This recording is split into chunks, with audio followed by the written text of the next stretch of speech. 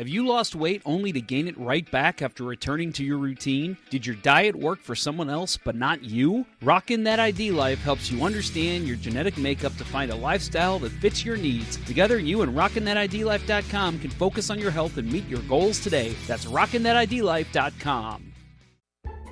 Center Ice Brewery is a proud sponsor of Let's Go Blues Radio. If you haven't heard, Center Ice Brewery beer is now exclusively available at beer stores around town. So make sure you pick some up on your next Milk and Eggs run. That's Center Ice Brewery. Please drink responsibly.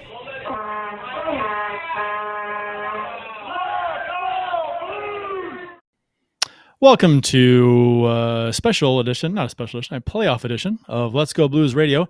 It's season 10, episode 35 and episode number 353 all time. We are the often imitated, never duplicated, taste so good, cats ask for us by name. We're the original St. Louis Blues hockey podcast, Let's Go Blues Radio. Special thanks to RockinThatIDLife.com and CenterIceBrewery.com for proudly sponsoring the show. Please check them out. It is Wednesday. It is Monday. It is Wednesday. It is Wednesday, right? It is Wednesday. It is Thursday. It is Thursday. It is Thursday, May 5th, and we're broadcasting live on YouTube and Facebook. To interact with the show, we're on Twitter, Facebook, YouTube, and Instagram. Just do a search for us, you'll find us. I'm Kurt Price, my co-host for tonight's big show, our netminder Bill Day and prom king Jeff Ponder. And on the agenda for tonight, we'll be discussing Game 2 of the first round matchup between the St. Louis Blues and the Minnesota Wild on Wednesday night. We'll look at Game 3 on Friday night as well. So, hello, gentlemen. Have you had time to calmly and intelligently and properly assess Game 2 for the show tonight? I have. Yeah. I mean, I wasn't even that upset. Like, I was upset with just in general giving up goals to the Wild, but I don't know, the way that I was looking at Game 2, and I always do this whenever the Blues win any Game 1, especially on the road, is a Game 2 wins cake. I want them coming out with a split. So that's what happened. So I told myself, don't get too upset with this loss. And I was fine last night. I went to bed right as the game ended and had no problem sleeping. So I think I'm cool. Yeah. Bill, how about you? I mean, I was disappointed, but, you know, it's Game 2 of a very long series. And yeah, I mean, we split. We won the first game. That's all that really mattered. So yeah, I don't think anybody picked this team in 4, right? No. So no, there's going to be a loss or two. That's what every single Minnesota Wild fan was saying after we won Game 1. It's like, well, we weren't going to sweep them anyway. It's like the traditional, you know, what you say as a fan when you lose Game 1, right? Well, we weren't going to sweep anyway, so. And I went to bed. I said, I tweeted this during the game. I thought that I was not upset during this game. It's kind of weird. Maybe it's the 2019 Cup that has softened me for some of this stuff. I'm not like as irritated, as on edge. There's no Stanley Cup monkey on all the fans' backs that we can't get rid of. But it was. I thought the Blues, and we'll get into it in a little bit, but I thought they played pretty well. They just didn't get the bounces and got out goaltended. And let's say not even that they didn't get the bounces. The bounces were against them, and there was some injuries on the back end. Yeah. Going in without Leddy, Scandella, and then Bortuzzo takes one to the face. Yeah, that was rough. Yeah, I mean, Berube hinted today that he was about as good as he may expected. So hopefully that's good news. I don't know. We'll see. You think if he didn't have a concussion though, you think he would have came back to the game and played with pain? So you kind of wonder what's going on. Yeah, I don't know. The way that he was holding his head skating off, and you know, we can talk about this more later since we're still trying to do the intro. It looked like he might have, you know, it may have like been, you know, something with his neck. Obviously getting hit in the face hurts, but it looked like there could have been something else going on there. And I don't know, just overall in terms of why I was so, you know, calm about the game. I mean, at the end of the first period, you know, it felt like this just wasn't their game. And when it got to the point of being 4-0, it was like, okay, we can accept this at this point, and just hope a few good things happen. If they get back into the game, great, but otherwise, it's going to be a long series. Kurt, you mentioned Cats asked for us by name. Cats ask for us by name. We taste so good. Cats ask for us by name. Yeah, that's the truth. He ran away the minute you said that, and I was like, oh, because I was going to pick him up right when you said it, and I'm like, damn it! If he would have given me warning, I would have had him. With the Bertuzzo shot too. I mean, it did hit. It looked like it hit the visor or the side of the helmet. So hopefully that dispersed the blow quite a bit, and it didn't. It could have been a lot worse, I guess. We'll see. Yeah. Official beers of episode number 353. You can follow each of us on the Untapped app. My handle is cprice12. Jeff's is jponder94, and Bill's is Billy Blue Note 33. Jeff, are you drinking something this evening? I am. I'm not having beer tonight, but I am rocking that ID Life. Just some wonderful berry flavored hydrate, and I don't know. I didn't feel like a beer. I got plenty upstairs, but it's just one of those things where I was like, I could force myself to drink one tonight, but just wasn't really feeling it. So you're rocking that show sponsor. I am, yeah. And honestly, like, I'm not just saying this because they're a sponsor. I can drink Hydrate anytime. It is so good. It's refreshing, and it just made me say, you know what? Yeah, let's make myself a little bit of a Hydrate. Have that for the show tonight.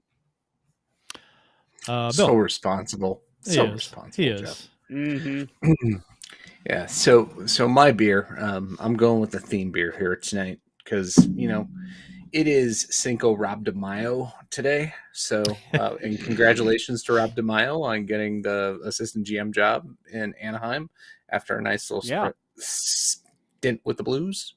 But I'm going with Abraxas Mexican chocolate stout from good one. Perennial Artisan Ales. The Mexican stout was a good beer for today. Yeah. I'm a little jealous. I thought about it about 6:00, just enough time to get it chilled. Okay. Nice. Abraxas. Let's do it. So. Bill is the lone alcoholic on the show tonight because Jesus.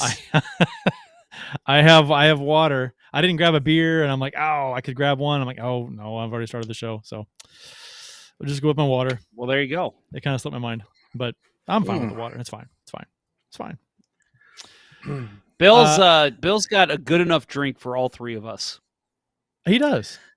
Yeah, it's 11.5 alcohol by volume, so spread that around. One of these days, we'll be able to share beer over the internet. One of these days. Yep. We could sample it. 3D print it or something, and we'll figure it out. 3D print it. Yeah. You have a little Brewmeister thing in the corner where you download the recipe and it mixes the ingredients and it spits it out. Yeah, like, is that easy to make beer? Right. There's no aging involved. No. You don't need to barrel age a barrel-aged stout. Well, when it's passed through the internet, that transcends time, right? So sure, I don't know, that works somehow. Right. I'm sure. In the comments on YouTube, Michigan Video Vault, who I think might be a new live listener, he says, I have 2% milk. And he also asked, Chris Bray. This is a great callback to an SNL skit. When he saw my cat on screen, he said, was that Toonces? Toonces the cat. Toonces the driving Toonces cat, the right? car driving cat. Yeah. Yes. I think I used Toonces in a GIF the other day for something. Nice. That's a throwback to the Steve Martin days, right? Is it? No, yes, 80s. 80s days, I guess. No, that was more late 80s. I think Steve Martin hosted one of the Toonces episodes, the shows I saw. Yeah. Bits. Yeah, it was like Dana Carvey, Phil Hartman. Yeah, late 80s, early 90s. Yeah, I think so. Brandon around Thomas the same says, go ahead. Please go ahead. No, you. Keep it moving. Keep it moving. Brandon Thomas says, don't worry, we're drinking with you, Bill. I think he's got a beer logo, or an icon, so I'm guessing that And he a is whiskey. drinking with you. Yes. And a whiskey. Beer Yeah. and a whiskey. I did not get Victory whiskey last night, so right. I'm disappointed. Ken Morris, Matt Harris says, hey, fellas, can't watch tonight. Have graduation early in the morning. Have fun. LGB. So congratulations, Matt, on the graduation. Congratulations on not being a beauty school dropout. From Grease 2? That's Grease 1, isn't it? Beauty school dropout is Grease 2, I believe. Maybe not. I don't think that's right. Maybe it's Grease 1. I think you're right. Pretty sure it's Grease 1. Yes, it is Grease 1. You're right. Michigan Video Vault says this is Chris. I guess it means Chris Bray. Oh, it is Chris. Okay. Yeah. Okay. He has another account. Oh, he has a burner account. Yes. I should have known the Michigan Video Vault. He's a big, huge Michigan guy. Michigan Wolverines football and basketball. Apparently, he has a video vault. Apparently. Grease 1. Brandon Toma. Thank you, Brandon. Grease 1. Yeah, baby. You know what? If it would have been Grease 2, I'd have been hella impressed because Grease 2, not near the movie Grease 1 was. I was gonna say, I think that's the reason I wouldn't know that because I don't think I ever saw Grease 2. Oh, I saw Grease 2. I'd be like, oh, you're pulling a quote out of Grease 2? Look at you. And then, but no, you went to go with the Grease 1. Okay. Today in Blues history, courtesy of the @STL Blues history Twitter account, May 5th, 1966, the St. Louis Blues make their first hockey hire in franchise history. Lynn Patrick named the general manager. It was a damn good hire. The commentary by STL Blues history. How's that for a first? I'd say so. A first hire, right? Lynn Patrick. That's pretty good. Yeah. May 5th, 1968, St. Louis Blues play their first Stanley Cup final game in franchise history. Barclay Plager scores the first goal by a Blues player in a Stanley Cup final in the Blues 3-2 overtime loss to the Montreal Canadiens. And of course, the first game winning goal in the Stanley Cup final for the Blues was 2019. Carl Gunnarsson. Because we were 0 for 12, 0 for 13 going into that game. Yeah. Yeah, I was going to say, when you said this, I was going to say, well, then what happened? Right. Yeah. May 5th, 1993. This moment sticks out for me because this was like during my ultra fandom heyday when I was a kid, when I had no responsibilities and Blues hockey was all I thought about.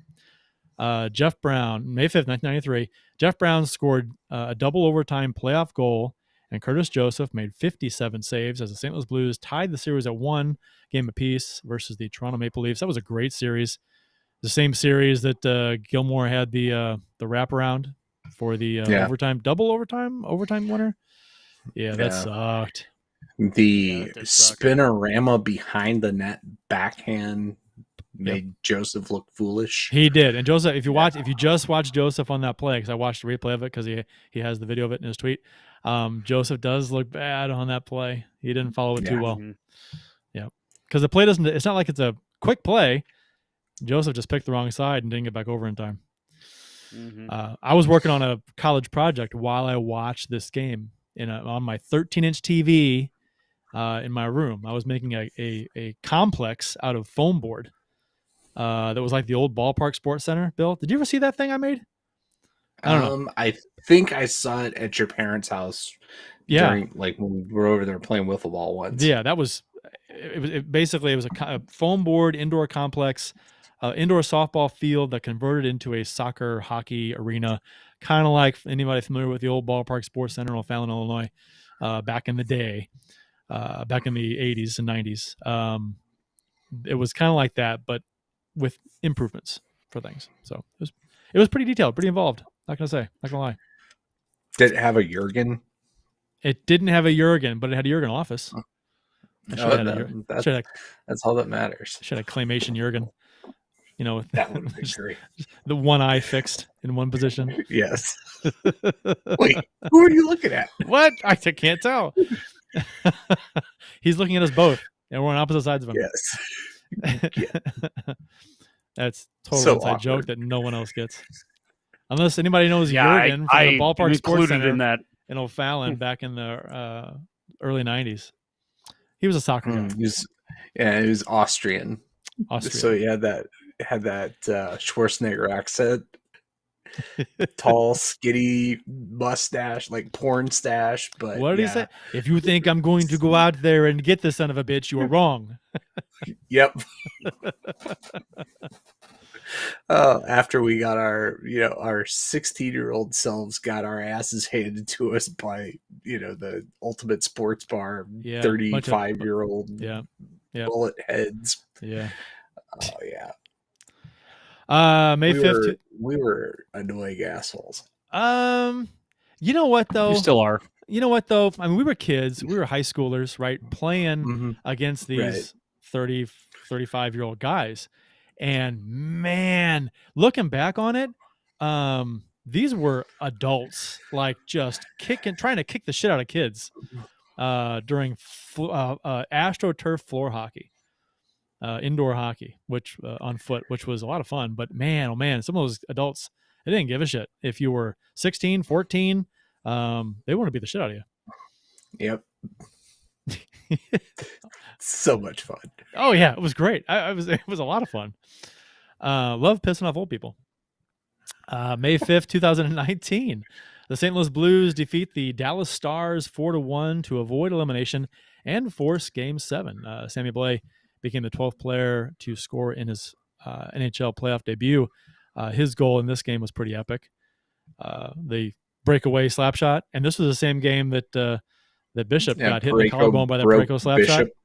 Yeah. And then Steen whips the puck at the net because Bishop's down on the ice, and Schwartz with the fantastic tip on the shot that was going wide, out of midair and over Bishop. Oh, fantastic game! I'm sure Dallas Stars fans hate this game. Oh, this was a game for the ages, man. When he wound up for that slap shot, I'm like, okay, this dude's a badass. He almost killed Bishop. He is a Blues legend forever for that. Oh yeah. Yep. And it's funny because I wonder how, I mean, I'm sure it stunned Bishop. And we talked about it at the time, but I was a little shocked they didn't blow the play dead, to be honest. Because he was down, rolling around. The goalie looked like he was dead. Yeah. Yeah. And Bishop has a history of injuries. Well, any kind of injury. Yeah. I know. But I know that the referee is not supposed to stop play unless he thinks it's a serious injury. And Bishop continued in the game, so hindsight, it wasn't that serious, I guess. So anyway, that was that game. I think that game is kind of forgotten a little bit as far as that whole playoff run goes, because there's so many good moments. It gets overshadowed by the very next game. Yeah. Oh God. Right. Exactly. Yep. That was big, forcing a Game 7, I mean, on the road, I remember going into that game, I was confident they were going to win and force a Game 7, but, I mean, going into the away barn and, the Stars played the Blues really well. It was, oh boy, this may not go the way we want it to. Yeah. I think looking back on it, I think most people probably forgot that we had to win Game 6 and Game 7 against Dallas. Mm-hmm. I don't know people think about it. They know we won Game 7, right, in overtime, but I don't think they thought about, oh, yeah, we were down. Dallas had 2 games to clinch, and they couldn't do it. So we're going to take a quick break, and then we'll get into Game 2 between the St. Louis Blues and the Minnesota Wild. It's springtime, and I know in my house, it's such a good feeling to open up the windows and let the breeze roll in for new life in my home. Your body's no different. Detoxifying your body can reduce any inflammation, purify your blood, help with weight loss, improve sleep, and boost your circulation. Don't just go after those detoxifiers that only focus on the gut and bowel, though. If you're going to do it for real.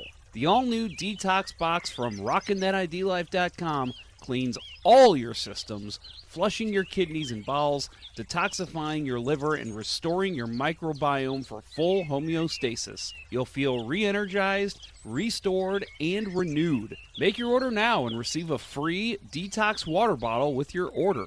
Visit rockinthatidlife.com or email Dustin at rockinthatidlife@gmail.com and tell him Let's Go Blues Radio sent you to receive an additional 10% off your order. That's rockinthatidlife.com and give your body that much-needed spring cleaning today.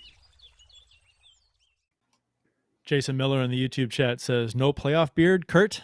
I said, if I could grow a playoff beard, maybe I would. Yeah.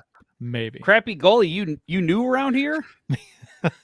If I tried to grow one, I would look like, you ever, you've seen Jackass, where they shave, I forgot whose pubes, the gang's pubes, and they glue them onto the guy's face as a beard. Yeah. It probably looks something like that. It'd be patchy and gross. It wouldn't be. Do you want to try that? Bill and I could shave ours, and no. You can. I mean, we can do it. No. I know you save yours in your sock drawer, but I do. Yeah. Well, actually, it's no longer a sock drawer; it's a pube drawer because there's so many. Yeah. You open the drawer and it just poofs out. You got to shove it back down and out push like it in. not another teen movie. Right. Exactly. That's what I was going for. Right. Having Manscaped as a sponsor was a terrible idea. Right. Yep. Yeah. Shouldn't have saved all that. Paint one on. We got That's a couple. an idea. Paint one on. Paint one on from Crappy Goalie. Michigan Video Vault says "F-U Wendell Clark." Yeah, no kidding. We can all agree. Anyone but a Maple Leafs fan will agree with that. I loved and hated Doug Gilmour at the same time. Doug Gilmour's one of my favorite players of all time. Me too. But in that series, I'm like, it's like Shanahan. It's like, I love Shanahan, but he's on the Red Wings. I can't root for him. Hate it. Like such a conflict. So we got a couple of people who are drinking for Kurt and I tonight. We've got Winning Unlimited. Patron is my beer of the show. Wow. And then we've got, let's see, there was one more in here. Hotard 12 says TIPA from Schlafly. Time to drink and laugh. Laugh at or with us is the question. Is that the name of the beer? Is T short for something? I assume TIPA. What is that? I have no idea. I have no idea. I don't drink IPA, so I don't either. I have no idea. Yep. And then over in the Facebook chat, we had a bunch of people telling us Grease won. So Tammy Pemberton, Guy Bensing. So thank you guys for that. And then talking about the slap shot Parayko took that hit Bishop in the collarbone. Yeah. Guy Bensing says Parayko has not fired a slap shot since. Sarcasm attached. Not on net anyway. Yeah. Right. All right. Game 2, the Blues in the Wild, Husso versus Fleury again in net. This was last night, or if you're listening to the podcast on Friday, this was on Wednesday. No Nick Leddy for the Blues. We didn't have a chance to get into it on our post-game show after game 1 because, internet was lost in the area. So we we only had 20 minutes of show. But your thoughts on the hit from game 1 that took Leddy out for game 2? Well, real quick, since we mentioned the show, I'll mention that if you didn't listen and you're still interested in hearing our thoughts on game 1, it is still able to be podcasted. It's about 20, 25 minutes in. It just cuts to me because I do it the next morning, and I just gave my thoughts for the rest of the game. So if you're interested in hearing that, go ahead, download the podcast. But unfortunately, we couldn't have a full show. It's about a 40-minute show. It's pretty easy to get through. So as far as Leddy, yay or nay? I mean, were you disappointed this wasn't a penalty or more? Looking on the replay, your thoughts? If it didn't get a penalty, it should have got a review by the league for at least a fine. I mean, it was on the numbers, crunched his head into the dasher board. It's got to be at least a penalty. Yeah, I was surprised that with it getting not a penalty at all, that it wasn't at least reviewed by the NHL. Like an announcement of the league is reviewing this, and maybe they say no discipline, but at least like it puts the idea in the head, like, hey, if you do something illegal that gets, the referees don't see, we're still watching, So like I would have liked to have seen even just an announcement that it was being reviewed, and clearly that didn't happen. I thought. Go ahead. I was just going to say, I feel like there was so much going on, so many reviewed plays. Like the Department of Player Safety is not staffed adequately to handle the first round of the playoffs, right? When you have 4 games going in one night that in the playoffs where there's a shit ton of dirty hits going on, right? It's like, they can't even keep up with it. And it's like, that one, Letty stayed in the game. Don't even worry about it. Well, and the fact that he was woozy getting off. Right. Okay, a couple things about this. I thought it was close. I thought the hit was between the numbers and the shoulder. I thought he got him kind of 3/4, but I thought it was from behind. And he comes at him hard, and Letty's facing the glass, and it's just super dangerous. And to me, it's kind of weird if you put things into perspective, where this kind of hit, the official sees it, and he's looking right at it, and he motions to the shoulder. He points shoulder. He got him in the shoulder, which isn't quite. He didn't quite get him in the shoulder. He got him more 3/4, and it's interesting that kind of hit that knocks Letty out for game 2. He finished the game, but he couldn't go in game 2. That's okay. But if you grab one stick and hold it for a second, that's a penalty. Yeah. It's just kind of interesting that something that's very dangerous and could really hurt somebody, and Letty's head slams against the glass. Letty's in a vulnerable, dangerous position, and it was a questionable hit at best. So it really should. I'm so shocked it didn't get a penalty, because if you're going to err on the side of a call, err on the side of calling it, and instead of not calling it. It's weird to me, especially with how that game was called. Right? Yeah, they're calling everything. They called everything in that game. Now the game 2 between Pittsburgh and the Rangers tonight, that was the opposite. They weren't calling anything. They were letting them get away with everything, and it's like. Right. Again, just you have to have some consistency, at least within the series. I thought the game was okay in terms of the way it was called game 2. But yeah, game 1, I did not like how everything was being called. And then something like that was just left untouched. Right. In game 1, it was Kelly Sutherland and Garrett Rank. Garrett Rank's first NHL playoff game, and his first call's a penalty shot. So I guess that portended something for that game. And Kelly Sutherland, I used to have, thought he was one of the better let him play refs in the league. And after that game, it's like, it's so, you called so much, but not everything. It was bad. So going into game 2, I'm like, who are we going to get tonight? And, it's Chris Rooney. Oh, it's going to be a call everything game. And that's exactly what it was. But I will tell you, while I'm talking about the refs, I really wish it was Wes McCauley, so that when the offside callback goal that overturned the hat trick, I bet he would have said something about, sorry about your hats, no goal. I love Wes McCauley. You can pick up your hats at customer service after the game. That would have been awesome. So no Scandella, but he is skating in this game. So they mentioned that Prunovich has been skating. And Berube, did you guys catch this? What Berube said about Prunovich? Hinted that he's probably closer to playing than everyone thinks. So that was interesting to me, that he might be a possibility here shortly. So let's just say now, he said that yesterday or 2 days ago. I think it was. I think it was before the game or before game 2. Yeah. Okay. Yeah. It was before. Okay, because it was after the game too. I bet he's thinking that it's a 50% Scott Prudovich is better than 100% Kelly Rosen. I was going to ask you guys, because he hasn't played in, December, January was the last time we saw Prudovich. It was January. If Letty's healthy, Scandella's healthy, everyone's healthy, do you think he cracks the lineup now? Nope. But right now he does, right? Because everybody's hurt. Correct. I think instead of Rosen, or instead Rosen of or Santini. They just called up Santini, for emergency call up. Yeah, before him, absolutely. I think so. They'd have to get him through some hard workouts in practice, right? Game type situations. I think first, but I think he would. He's just a better player. No serious retaliation on Spurgeon in this game, in game 2. I'm not sure what I was expecting.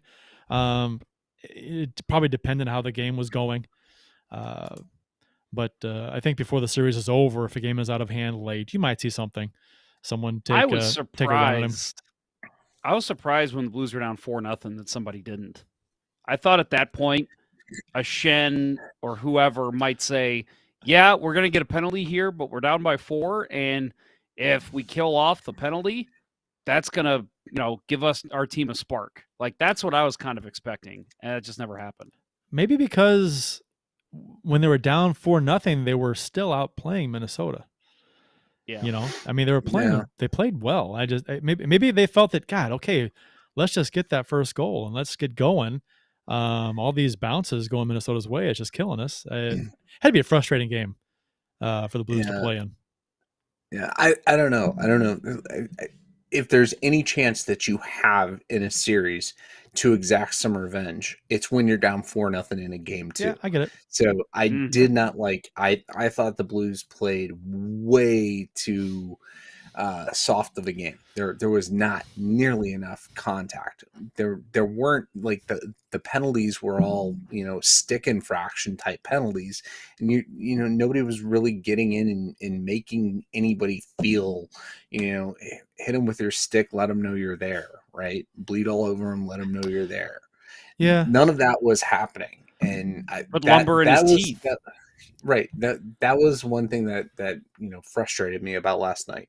And it at one point I thought to myself that are they afraid at this point of having too many injuries, and they don't want to get into something that's going to cost another player? And that I don't like that idea. That was my thought. Maybe that not only with injuries, but if let's just say it's Shen goes after him and he gets a game misconduct or even a 10-minute misconduct. Yeah, that's like big. Maybe they're like, shit, this could really hurt us long term if we do this. Right. So maybe they got warned. That's the only. That's the only thing I could think of. Yeah. They get warned before the game that any retaliatory hit is going to get suspended. Right. If you go after Spurgeon and you hurt him, you are getting suspended for the balance of the series. Now, I'm not saying we're going to talk about Game 3 here in a bit, but I do think you mentioned the Blues playing a softer game. I think at home, we're going to see them really come in with some energy, and you're going to see more hits. And I think you'll see a much different game played by the Blues after a weaker game in Game 2. Let's see where I'm at here. I scrolled down too far in my notes. Okay, so the first 9 minutes of this game, I thought the Blues, I was very comfortable in watching this game. I thought, Minnesota hadn't had a shot yet. They didn't have much pressure. The Blues had offensive zone time.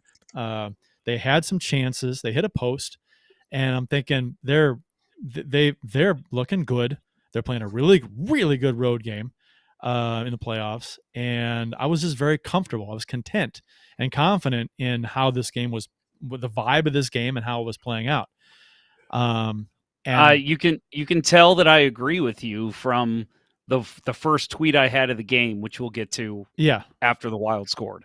Right. And I I thought the Wild played this game almost like it was a road game.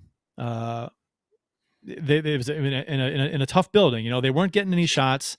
They're bending but not breaking.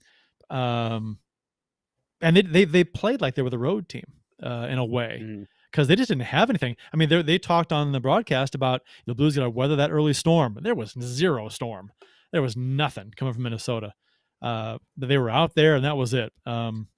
And I thought the Blues were just, and like you said, there was not a lot of intensity from the Blues either, but they were just the better team out there. Puck control, yeah. I don't know. It was a very comfy, easygoing start. They just head and shoulders above the other team, and it was nice. I was okay. We're gonna, if this continues, this is our game. Almost half of one period, and we're looking good. Just no score yet. But then 9.5 minutes into the game, the Wild, no shots. The pass by Bertuzzo in his own zone, broken stick, leads to a turnover. Wild goal a few seconds later by Eriksson Ek. Greenway picks up the loose puck after the broken stick pass, makes a real nice pass through traffic to Eriksson Ek. Rosen couldn't disrupt it, right? He's expecting the pass to come deeper or something. But yeah, I would have loved to have seen Rosen stick in that lane there, because he could have. I think he just misread it. I think he misread where the pass was going. Probably. And actually, he probably thought that Greenway is going to take the puck to the net, too. Because, I mean, honestly, it was a really good pass through Slotting Bertuzzo, and then the Blues had some back checkers coming. And then, because we had two back checkers come right there out behind Rosen, but the pass was right between them. I think Rosen read that and thought that Eriksson Ek was going closer to the net than what he was. I think he was expecting more of a crash play, and that's why you see him kind of go down. He went down on one knee on that, correct?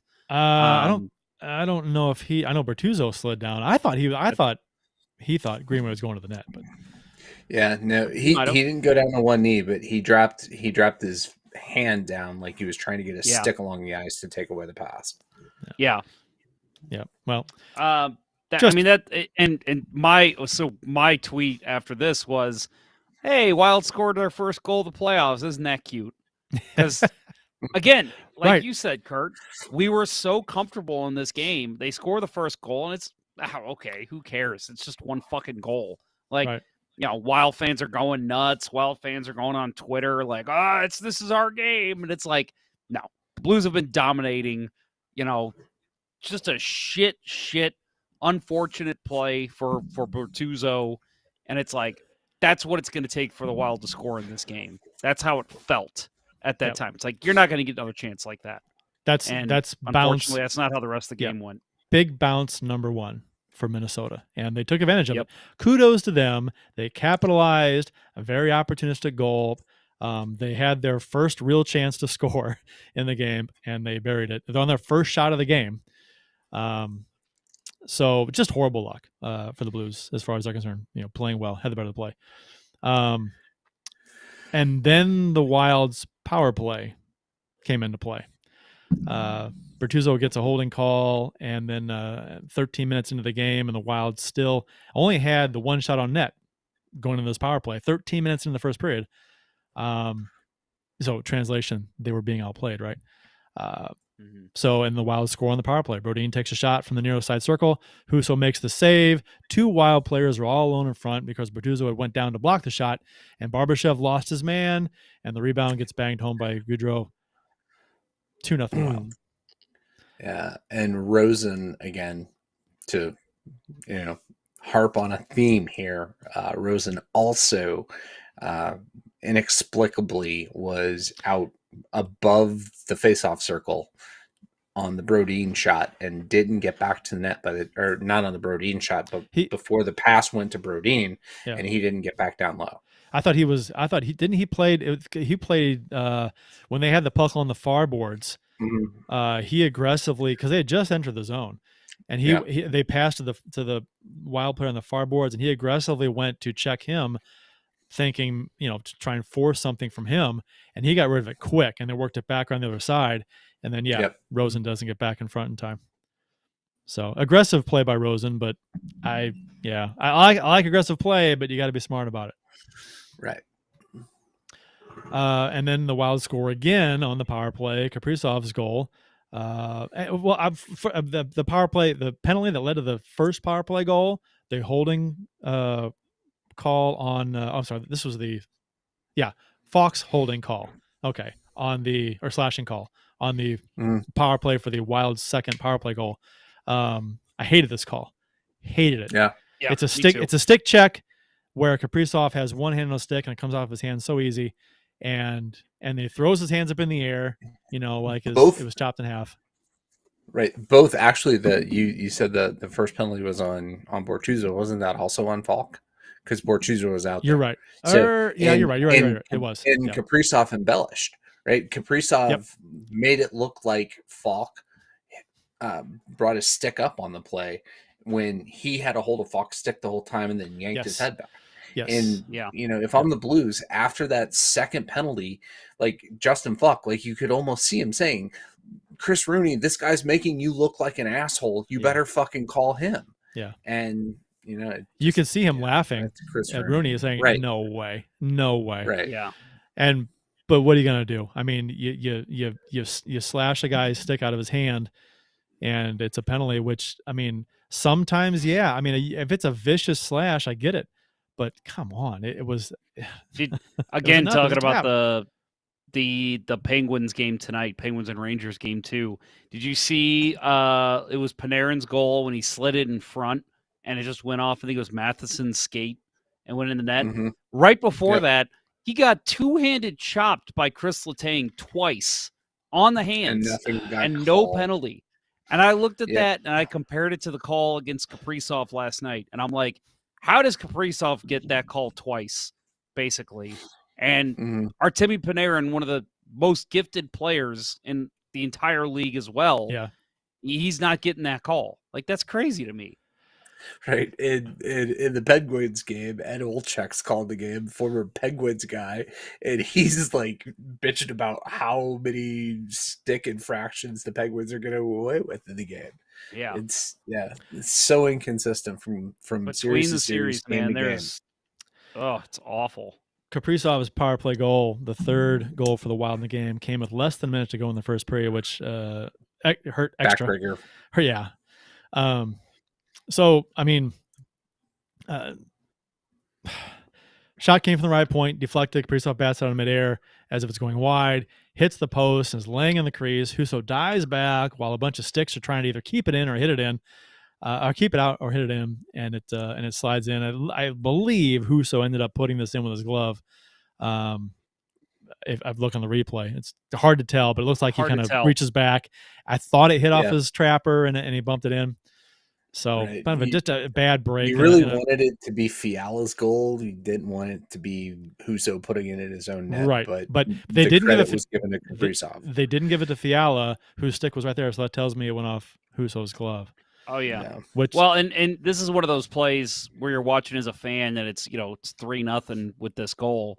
And you're watching it saying, okay, I hope somebody railed Husso. I hope some knee came up and hit Husso in the head that I didn't see, or something like that, because then you can get goalie interference and you're only down 2-0. And it's just one of those, like, the goal goes in and I literally say out loud, I'm like, let's wait till the replay. And then it goes to the replay and I go, damn it, no goalie interference. It's just, you're really hoping there was something there you didn't see the first time, and there wasn't. So even with being down 3-0, so after the first period, the period ends 3-0. It was a weird feeling for me. I assume a lot of Blues fans felt this way, hopefully, because I think this is an accurate description of what happened, what was going on. So you'd think being down 3-0 would be some kind of a depressing feeling, right, in a playoff game after the first period, being down 3-0 early. No. But it didn't feel that way for me. I was actually pretty calm, pretty confident, based on how the first period went. The Blues outplayed the Wild in that period. They just did not get the breaks in that period. Minnesota got every break. The puck bounced their way. And Fleury played very well. Saved a goal or two for the Wild. I thought that if the Blues just kept playing this same game and didn't, have any broken stick passes in front of or whatnot, then they'd be okay, because they're going to score some goals. They'll get a few goals, and we'll be all right. Just don't allow the next one. Don't get down 4-0. And that was my thing. That was my comment. I even put up on Twitter. Me too. I said the Blues haven't even played their best period yet, so I'm not concerned. Let's see what happens in the second. And yeah, my mood changed pretty quick in the second, which we'll get to. Yeah, same boat. So mindset, keep it going the way it's going. You're outplaying Minnesota. The goals will come. Less than a minute into the second period, the Wild strike again. It was if the goal late in the first period wasn't rough, this one certainly was. Eriksson anticipates a pass from Tarasenko, own zone pass, out in front of the goal to Rosen, and the pass was bad. Tarasenko kind of flubbed the pass. If you watch the replay, he didn't. He muffed Right. it. And Eriksson is anticipating this. He's charging to try and cut this pass off. And that combined with the fact the pass was muffed and it was slow and behind Rosen, Eriksson takes it, goes in alone on Husso, makes a move, jukes, toe drag, juked Husso out of his shorts, goes around him, tucks it in, and it's 4-0 just like that. Beautiful. Yeah, and stick or puck on a string kind of move. Yeah, and defended by Calle Rosen. So that one I'm not going to put on Rosen at all. Because it's Tarasenko, right? Everything about him. That's on Tarasenko. Why is Vladimir Tarasenko passing the puck back to Calle Rosen, right? Like Rosen had been on the ice for 2 of the 3 goals at this point, right? Or maybe 3 of the 4. Maybe 3 of the 4. Yeah, 3 of the 4. Yeah. So it's like, don't try to make a pass in your own slot back to a defenseman who is not having a good game, and just try to get the puck out, try to chip it up the boards, whatever. Just boneheaded move by Tarasenko to make that pass, and then Rosen just spun around and didn't. I would have taken a penalty. I would have preferred him to take a penalty and just tackle Eriksson than just let him tuck that puck in the net. And he tried to stick check him the whole time, and it was disgusting. I think it happened so fast. And Buchnevich is to Rosen's left. Tarasenko could have given a elevated pass to Buchnevich up the boards a little bit. That was an option for him. I just think I don't think Tarasenko was aware Eriksson was bolting to try and anticipate that pass. And then, but all of that said, if the pass is a good one, it's fine. I mean, it's it's the transition game. It's from I was talking with Matt. I don't know if it's his name, Bippin. That's his handle. We've had him on the show before, or at least in the Discord chat quite a bit. Good hockey mind, but he was like, well, that's the flow of the game. That's the transition out of the zone, D up to O out of the zone. I get it, but that passing in that area, you've got to be crisp with that pass, and with that pressuring. It's got to be a good pass, and it wasn't. And if it's not a good pass, it's a bad play. I don't care. It's a dangerous pass where it's got to be good, and if it's not good, then it's a bad play all around because it's risky. Well, and this is the play that as a coach in the past, and even with my ice hockey team, having a couple guys that just started playing within the last 3 or 4 years, when you're having a night where the puck's just not going your way and your confidence is down and you're trying to get back into the game, I always told the kids especially, make the easy play.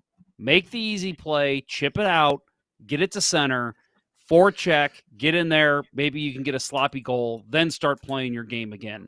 And these are NHL players, they're not kids, I know that, but just for me, I look at Tarasenko in that play. You're down 3-0. You're starting the second period. You got to come out and do something. To me, you make the easy play. And the easy play was not trying to go up the middle to have a transition pass there. It was get it to center. Let's get some possession and then we try and make a quick transition into the offensive zone. I think the play itself, I like I said, I think if it's just a good pass, it works, but he just fucked the pass up. So I mean, I guess even if he's trying to go elevate a pass to Buchnevich along the near boards, and not pass to the front, if he flubs that one and it just dribbles to the slot, and Eriksson takes over, and this could be the same result. I guess maybe I don't know. I part of me is like, I don't think the play is that difficult. It was one of those things. It's just a messed up pass, and shit happens. But awful goal to give up. Starting a second period when you do not want to give up the next goal and go down 4-0, and you immediately do on a bad play. So Hotard 12 in the chat is kind of calling us out. Says this verbal massacre of Rosen is hysterical. The first goal is totally a broken stick, not Rosen's fault. This play, Tarasenko limp wrist this pass, and you want to blame Rosen. Ha ha ha ha. I'm not. I don't think any of us. I do. None of us. I do. No, Bill does. I'm not. I do. Well, I don't. No. Bill is blaming Rosen for his defensive effort after the pass. I think even Bill will admit fault here goes to Tarasenko for flubbing the pass. Tarasenko shouldn't have made that pass. He should have known who he was making that pass to, that he's having a bad game to begin with. And yeah, it's Tarasenko's fault for making the pass. And, my criticism of Rosen on the play, and I am critical of him, and my dog's getting upset because I'm getting upset. So dog's a big Rosen fan, huh? He these Nordic people, like the Nordic people and dogs, like to stick together.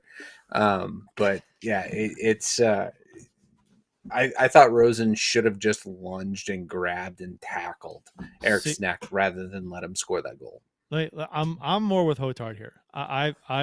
I'll play the opposite. I think it happened too quick. I don't think Rosen was in a position to do that. I think the pass is behind him. He's trying to reach back for the pass. All of a sudden the puck's gone. And Eriksson's got it taken towards the goal now. And I don't blame Rosen on that play at all. The broken stick play, that's not his fault either. He could have had a better stick in the lane, but I don't blame him. He could have played it better, sure. He could have made a nice play to break up that pass, but he didn't. I'm not as I thought Rosen had an okay game, but people were wanting to take him to the ringer. I'm gonna defend him a little bit. I think he was fine on that one. That was totally, and I don't think it was a bad pass to make. I just think Tarasenko fucked up the pass. I think it's a pass he should make 10 out of 10 times, and he just messed it up. And it's in a bad area of the ice. Anytime you're passing, no, yeah, exactly. Anytime you're passing in front of the net like that, you cannot make a bad pass, and he did. And it's a dangerous area of the ice, and he knows that. You got to be extra sure. And I don't know if he got lazy with it, or he got kind of robotic with the transition. Here's where we're going. Okay, up the ice, transition out, and I don't know. He just flubbed it. It happens. I'm not going to verbally massacre Rosen. I actually was fine with Rosen's game as well. I thought, and the reason I said that in the first goal is I just feel like I don't think he read where Eriksson was. I think he read it as, okay, there's a guy that's going to be crashing the net here. I got to protect the net. And that's what he tried to do and just didn't know where Eriksson was. I mean, a situation like that, you have to react quick. And same thing here. Would I have liked to have seen him tackle Eriksson like Bill said? Yes, I would have loved to have seen that. Just full out WWE style, elbow down, get him. Knock him out of the play. I don't think but I don't fault him for not doing that. I fault Tarasenko for the pass. And I think his reaction was, holy shit, I got to try and stop this guy. And there's just not enough time to react and say, here's exactly what I need to do. Right. And I am being unfair to Rosen. I will admit it. I am being unfair to Rosen. It's just that the fact of Rosen being in the game and Nick Leddy not being in the game, I thought, me being a dick, I'm holding him accountable for it. It's not his fault. Yep. it just the fact that he had to eat so many minutes in that game, especially after Bortuzzo was gone, it was rough. I think big picture here. I think there were glaring mistakes, or you can't call Bortuzzo's broken stick a mistake. Bad luck. Okay, there were other glaring issues, much more glaring issues that led to those goals than what Rosen did. I think Rosen's part in it was pretty minor. Could he have made a better play on both? Oh, he could have made an amazing play on Tarasenko's pass and knock the puck away. He could have made an amazing defensive play to knock the pass across Eriksson Ek. But the glaring issue on both of those plays wasn't Rosen, and that's where I'm at with it. I'm not down on him for either of those, really. No, and again, I don't think it's him. So if Leddy's in the lineup and it's not Rosen, who's on that pairing? It's Mikkola. Mikkola gets a stick on that pass from Tarasenko. He's got a full 4 inches on Rosen. He'll get a stick on that and disrupt. Maybe, right. And maybe Mikkola's like Rosen's fault. A couple feet in different position too. I mean, it could be elsewhere on the ice too. So, yeah. Because if we fast forward to the Kaprizov, his power play or his hat trick goal, it's that I can't explain what Mikkola was trying to do on that play. So we can talk about that when we get there. But yeah. I think Ken Morris might get comment of the show. Hotard 12 is Rosen's mom.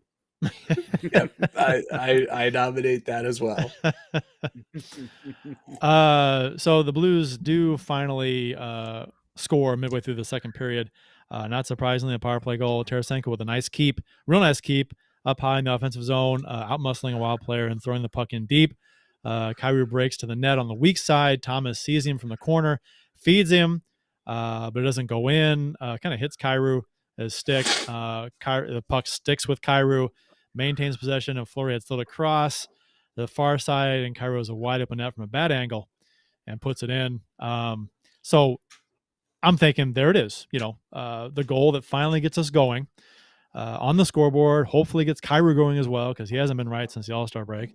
He gets the occasional odd goal, but this game I thought was his best game in a long time. He had some jump. Oh, yeah. He had a few shots that were fucking lasers, just missing, and got a goal. I thought he had a pretty good game. At least he was a lot more noticeable than in the previous games. Yeah. That's the key word for me, is noticeable. I feel like he has been a guy who has just blended into the background for the most part of the second half of the season. He just hasn't had that jump, that flare that we saw early in the year. And you had to question whether it was, okay, he's never played this much hockey in a season, or is it that teams are figuring him out and he's, they got tape on him or whatever. Or is it that the playoff push is too much for him? Whatever it is. And I thought, man, he needs to figure this out. And for whatever reason, in this game, he came alive. I mean, he came alive, especially in this period. And there was a chance he had where he just missed the net, I think, on the far side. And it was, oh, God, if he would have scored there, like that would have jump-started him. And I think it was a couple minutes later he scores this goal. So you got to be excited to see what he brings in Game 3, because he definitely looked the best he's looked since the All-Star break. You know what's frustrating about Kyrou, though, is that a big part of his game is speed. And speed should never go into a slump. You can always skate your ass off when you get the puck and try and do something dynamic, make something happen with your speed. And for some reason, for games, a number of games and chunks in the second half, he just didn't see it. So you wonder what's going on with him. But you saw it last game. You saw him curl around the zone, beat a couple guys wide. He had some jump last game. And hopefully he maintains that in Game 3. But it's 7:26 to go in the second period. There's a goal that's being reviewed now in the Nashville, Colorado game. I don't know what Colorado challenged here. Lehkonen was sitting on top. Was he pushed? Was he pushed? No, it was incidental contact right outside the crease. It's not. I don't think it's a penalty on Lehkonen for goalie interference, but there's absolutely no way. I don't even know Nashville's goalie's name tonight. It's Nashville. Who is it? Yeah, Ingram. Right, Okay. right. He's got an interesting paint job on his helmet. It's like a pen sketch. Yeah, it's very interesting. And is it done? So it looks halfway done. Yeah, well, Colorado challenges it, and because of the call on the ice was no goal, and now they have to start the third period on a shorthanded. Fresh ice I hope too. Nashville scores. Oh, I hope Nashville scores. That was just a dumb call. Like, even if it's if you're trying to overturn a penalty, it's even dumber. I guess that it was just incidental contact was called. If a guy's sitting on top of goalie, you're never going to get that call, and Lehkonen was. No. I agree. Matt Malo 12 in the YouTube chat says, "Did you guys see Jeff Carter hit Shesterkin? We talked about this before the show. If he gets a suspension, how does Spurgeon not get one? There's no chance because Shesterkin sticks his leg out on the play. Matt, did you hear the? I thought the in-game commentary there was spot on with Ed Olchuk. He nailed it there. Shesterkin initiates contact, sticks his leg out. Just a little bit, sticks it out, welcomes the contact, and then flops, and then a total dive. I thought that they nailed it. There's not a chance there's gonna be a suspension there. Well, and it's not like Carter was going through the crease or something. I mean, no, it was outside the crease. He was just coming around the net to try and play the puck, and it wasn't. Shesterkin's just in his way. It wasn't that unlike Courtnall on Store, except because Store, sticks his arm out to try and cut off Courtnall. Problem with the Store hit is that when Courtnall hit Store, he hit him hard, I think harder than Store expected, and then Store's head hit the corner of the crossbar. So that's why he was upset. But yeah, so I'm going to disagree. I finally got to see it. I don't think that Shesterkin sticking his leg out there. He had made contact with Adam Fox coming around the net, and he was just trying to get his footing. And Carter comes in charging. There's not going to be a suspension. I think there's a lot of incidental thing. Shesterkin's leg, Shesterkin's left pad comes off the ice and out a little bit. You want to fight about it? Do you have the Zapruder film of this? No, but I watched it when it happened, and they showed a bunch of replays of it. Sir. They showed a bunch of replays, and Koharski came on, and he was like, "You guys are spot on." What happened, and I was like, when I saw it, I'm like, okay, I agree with it. And when I first saw it happen live, I thought, oh, that's Carter. That's he's hitting Shesterkin, but Carter probably wants to hit Shesterkin. I'm not saying he didn't want to hit him, but Shesterkin put his leg out a little bit, just literally to initiate contact. When we take our center ice break here, you guys could literally meet halfway and actually fight. We could. we could. I don't. Okay, here's a super slow-mo. Let's see. Yeah, okay. I can see Shesterkin extending a little bit there, but they're going to make contact no matter what. Maybe Shesterkin makes it worse. There's not going to be a suspension on that play. No. I don't think there's any equivalence between that and Spurgeon and. I think it's not there's no intent to injure there either. And I think the fact that Shesterkin's skate comes off the ice, makes it, a little more obvious that he's, wanting to make contact there. But in the Facebook chat, Mike Leon says, I agree with you guys. He's talking earlier about the Blues were fine all game in game 2. Hot take, I hate Eriksson Ek a lot. And Mike Leon also adds, I love you, Kurt.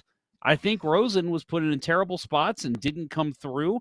It happened to me in the last SRH tournament, which is another one of our roller tournaments. Yeah, being put in a terrible spot and then not being able to make a great play to, fix the situation and then getting the blame for it kind of sucks. Probably a lot of goalies feel that way too, because they allow a goal because of a defensive breakdown, and the red light goes on, and all of a sudden your GAA suffers, right? And the goal goes in on you, and you get the blame from a lot of fans who don't, they blame the goalie, right? So I think goalies probably feel that pain as well.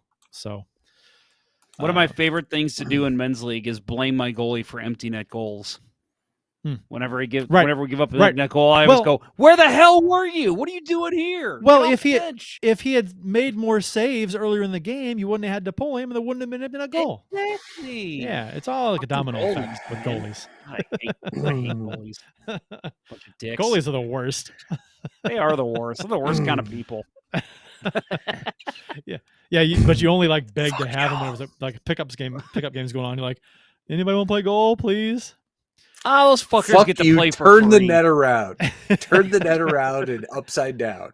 It's so funny when you're playing pickup. You don't deserve goalies. When you're playing pickup and you don't for discounts. When you're playing pickup and you don't have a goalie, anybody who shows up, even some little kid, put him in goal, stick him in goal, just somebody to stand there. So yeah, 4-1. Okay, so going in the third period. Hang on, before we talk about third period, should we not have our friends from Center Ice say something? I was going to have our friends from Center Ice. I don't have that in here, do I? Okay, let me load it up here. I'll vamp for 1 second. Yeah. So Avalanche just scored. Looks like, or no, that's intermission. That's a replay. Yeah. Okay, you sound like an old man. Oh, they scored again. That's a replay, Dad. I'm awful at this. I'm awful at this whole vamping thing. They scored again. That was the controversial no goal that led to Nashville's power play to start the third. Yep. Let's go Preds. All right. I hate saying that, but let's go Preds. Oh God, let's go Preds. Dirty. I'm gonna throw up. So we'll talk about the third period after we take a break and hear from Sunrise Brewery. Do you like hockey? No, of course you do. Do you like beer? Of course you do. Are you 21? Let's hope so. If you answered yes to all of those questions, run on down to your local beer distributor and pick up a 2-4 of Old Arena Lager, the Beauty IPA, or any other delicious hockey-themed beer from Sunrise Brewery. That's right, Sunrise Brewery beer is available at various beer stores around town, so check around for the one closest to you. That's Sunrise Brewery. Let's go Blues.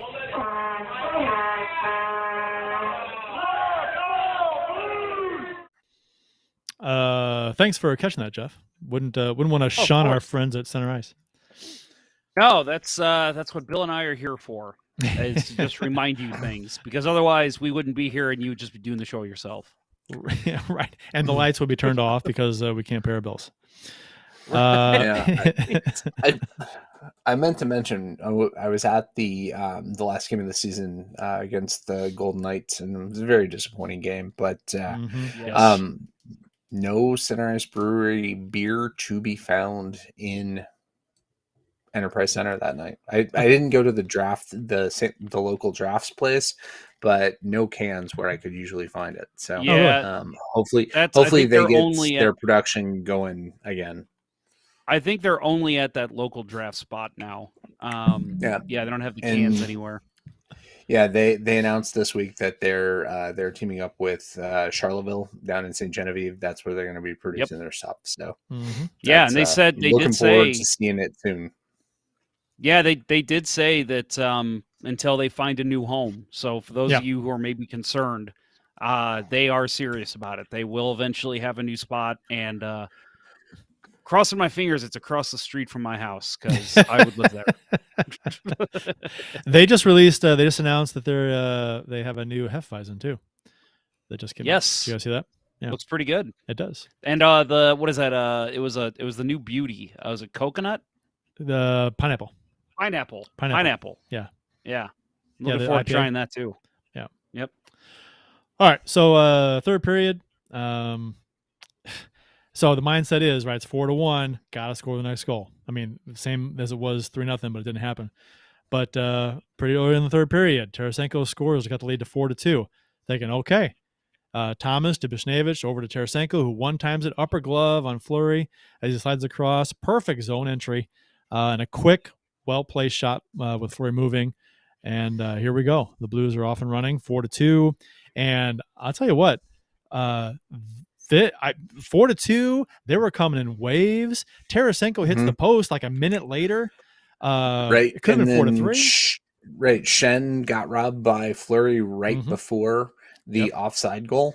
The Blues were there, and the Blues started getting matchups at the beginning of the third, and the Wild, watching the highlights on the Wild broadcast, they pointed out that the Tarasenko goal, that was one of the first times in the game that the Blues were able to match up Tarasenko against somebody other than the Foligno Eriksson line, and it was the Kaprizov line, and they just walked across the line, tic-tac-toe, and Tarasenko buried it.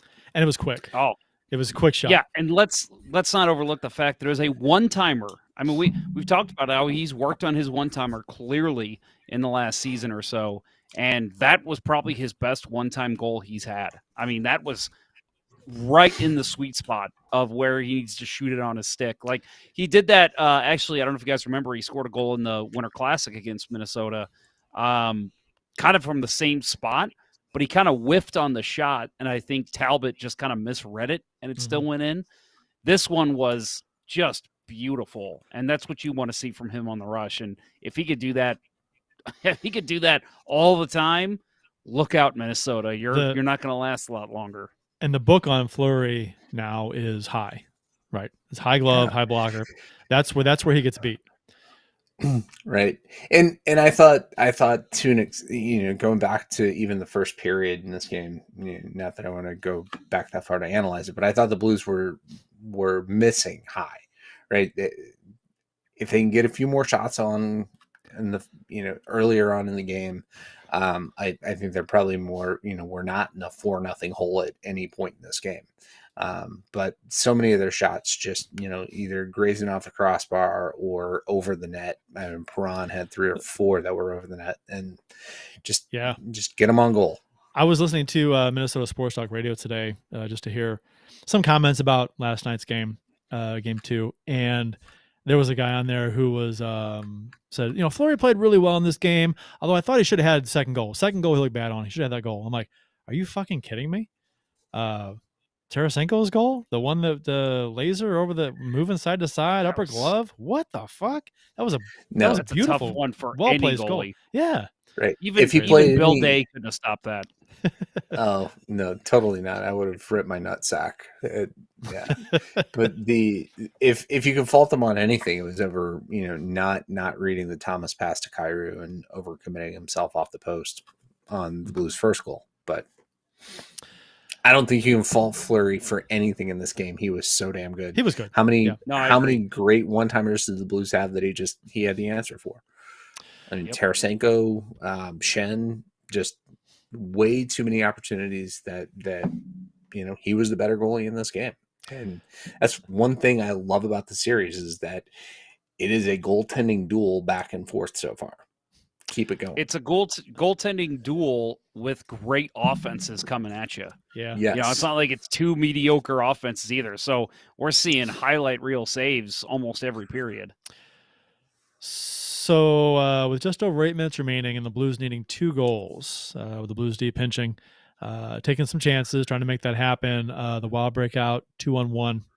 Zuccarello to Kaprizov scores on a difficult puck that came across his body. Anybody who's played knows that receiving a pass, if you're right-handed, from your left to your right across your body and one-timing it, kind of that's difficult. It's a difficult timing play. And Kaprizov made it look easy. Nice little redirect loft shot over Husso as he slides across. Beautiful goal. He makes it look like a freaking tap-in on the golf course when you're 5 inches out. Right. Right. It's ridiculous. That was a hard shot, and he made it look easy. Right. And it was such a beautiful play by them. I wasn't sure what Mikkola was like. I think he got caught in 2 minds there, because he dove kind of face first to. It seemed like he didn't know really what he wanted to do, and he tried to do something and then just kind of fell down, and it was a skill play. I'm not going to blame Mikkola 100% on this, but just tough time to give up that goal. And, that took all the momentum away. I'm totally going to derail the conversation here. I'm watching the TNT coverage right now. I am They're at too. intermission, Yeah, and me they're too. doing the thing where they're all like, they got somebody in the net, and It's Don Bissonnette and Koharski. Carter. Oh, that is Don Koharski. Yeah, Yeah. and Somebody hand all him the a guys donut. are out. They've all got sticks, and Koharski's got the goalie stick. And it's just so funny for me because you see the way these guys are standing there holding sticks. And I think I've said this on the show before. You can tell who hasn't played before. Yeah. Every single guy out there is a former NHL player and a former NHL ref. And they're all, Except even Liam when they're just McHugh. standing there talking. Right. Yeah, even when they're just standing there talking, they're holding it like a hockey player would hold the stick. And then you see Liam McHugh, who's just standing there like, what am I doing with this fucking thing? Well, he's holding like a just broom. like holding it. Right. He's holding like a broom. Yep. So no offense to him. I love Liam McHugh. I think he does a great job, but it's just funny to see because it's like, which one of these guys doesn't belong? Oh man, I was hoping that they were trying to reenact the Lehkonen sitting on top of Ingram play. I wanted to see Rick Tocchet sitting on top of Don Koharski there. That would have made my night. Eriksson Ek had a goal called back that would have made it 6-2 and would have given him the hat trick, but it was ruled offside. Not even close, actually. Good catch by the Blues to challenge this. So it's 5-2. And Berube pulls Husso with 7 minutes remaining. Well, hang on. Before we get to that, how about the hat throws for Eriksson Ek? Well, the hat trick. It was a hat trick, but it didn't count. Exactly. Everyone, the Blues fans are making fun of it, and it's a playoff series. Of course, you're going to make fun, but guy scores and it's a hat trick goal. You're like, oh, okay, well, great. Like, oh, nope, that goal doesn't count. So. I mean, like Bill said, you almost wish that there's an announcement like, if you threw your hat on the ice, you can come get it at customer relations. Like, what happens to my hat? I don't get my hat back. Like, you called the goal back. I want my hat back. They used to give all the hats they threw on the ice to the player who scored the hat trick, but I think during COVID that went away. I don't know if they still do that or not, but probably not. Yeah. Yeah, well, I think they brought him into Eriksson Ek after, and they're just like, we don't know what to do with these, so here you can have them. I guess these are yours, right? Just give him the Kaprizov, right? Kaprizov got the hat trick, give him to him. Yeah, no. Well, that's the funny thing is that after. Oh, go ahead. I was just gonna say, isn't it on the NHL series that Ray Ferraro, like one of the banter things that they do is, did you ever put one of those on after a hat trick? Oh no, that's gross, right? I think that's how most players. Shanahan did one time. Shanahan actually had a hat trick. A bunch of hats were on the ice. They gave them to him, and he had a Patriots hat on after the game was interviewed, and they asked him about the hat, and he goes, "Oh, it's one of the ones that was thrown on the ice." So awesome. Yeah, he wore. This was back, back 90, 91, 92, whatever year that was. No, my favorite though is thinking about after the goal's called back, and okay, I guess they're not gonna, that sucks. We just threw my hat. Well, then Kaprizov gets the hat trick, and there are more hats on the ice. And I thought, what assholes didn't throw their hats the first time? Yeah, like who still has a hat on their head? The smart people. Let's wait and see. That one's definitely a goal. Maybe they saw it was offside. Nope, hold on to my hat. Maybe. That looked offside. Yeah, Minnesota does have some really smart hockey fans, and they probably knew. Although the Wild announcer suggested that they were real good Wild fans and all went to the hockey lodge, which I guess is their in games. They're entering a store and all bought new hats after throwing them for an act. Don't the Blues they offer half off hats when the Blues score a hat trick in STL Authentic's the shop? They used to. I don't know if they still do. They did last year or 2 years ago or whenever before COVID. Well, maybe they do. I don't know if they still do or not, but so maybe it's easy. Okay, you throw your hat on the ice and go buy a new one for half price. So it's 5-2, and Berube pulls Husso with 7 minutes remaining, and Kaprizov scores in the net for an actual hat trick. I had a problem with the pulling the goalie with 7 minutes to go. They didn't have possession in the offensive zone. They had dumped it in. And then Husso goes. And with 7 minutes to go, there's all kinds of time. I mean, they're down by 3. I get it. But there's all kinds of time to wait until you get possession, and then you can pull your goalie or wait for a face-off. I would, or if you haven't gotten a face-off, I'd wait till there's about 5 minutes left. 7 minutes is so much time, and to do it when you don't have possession, and then they scored right away. It wasn't even. That is my biggest thing with pulling the goalie. Like I have relaxed on the time left. Like when the goalie's pulled, 4 or 5 minutes, and it's like, you're only down by 2, and you're already pulling. Like I've relaxed on that. It's if you're not getting sustained pressure in their zone, why are you pulling your goalie? Like, if you're not controlling the puck, you don't even have control when you pull him, what the fuck are you doing? You're just literally inviting the other team to just shoot it down there. Go ahead. Like, we got the goalie out. Go ahead and do whatever you want. Like, I don't get that. You need to have sustained pressure. I think even if you have an offensive zone faceoff, I don't like pulling the goalie right away. I like to see you win the faceoff and then you pull the goal. Well, it depends how much time's left for a faceoff. I think if there's that's true. if it's real late, a minute to go, I think you got to pull him. But yeah, 7 minutes to go. There's a lot of time.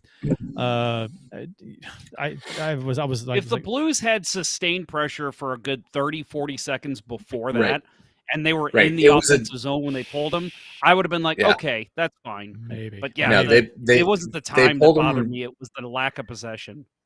Yeah, they pulled him on a dump it. Just absolutely stupid. And that's something you do when there's like when you're running out of time. You pull them on a dump in, and you have to. They didn't. And you're down by right one. Here. Yeah, you're down by one, and there's like 45 seconds left. I have more than warmed up to the idea of pulling a goalie early, because back in the day, it used to be you're down by a goal. It's like a minute 20. You pull them, minute and a half at the most. So, but I mean, Patrick Waugh changed all that when he coached in Colorado. He'd pull the goalie, and I like it. I'm okay with it, especially if you're down by a couple goals. I'm okay with it. So the Nashville game, I think this is Nashville series right here. If they score here, they have a 5-on-3 for over a minute, and they almost gave up a 5-on-3 shorthanded goal to Cale Makar. 2-1. Makar comes in. Yeah, Ooh. If they score here, he hit the glove basically. Yeah, Forsberg hits the post. Jesus, I am a big fan of Ingram's mask. I don't think it's done. I think it's like midway. That can't be. I think it's blue. Cool. It'd be interesting if it were like, I don't know. It looks like it's a blueprint for something that's. Team? I don't know. Milwaukee, isn't it? That's what Milwaukee I thought. Admirals. They have been for years. Yeah, Milwaukee. Yeah, they're white and blue. Well, that's probably why. So final score 6-2 Wild. Ended up being just too big of a hole for the Blues to climb out of. Fleury was very good in this game. Was he number one star? He should have been. I mean, he wasn't because of the hat trick and everything. But and the 2 goals. Number one star was Bortuzzo's broken stick. Really, honestly, Fleury should have. If he wasn't a star, he should have been, because he made a bunch of big saves in this game, and as well as the Blues are playing, if they had scored a couple, that's just more fire for them. It could be a completely different game. But I think we can all agree the score was not maybe indicative of how the Blues played in this game, because if you look at the scoreboard 6-2, you're thinking, this is not a close game, blowout. They're up 4-0. The Blues were never in it. That wasn't the case at all. I didn't think. I thought the Blues outplayed the Wild in this game overall, and I think the Wild were extremely opportunistic in their chances. When the Blues weren't, they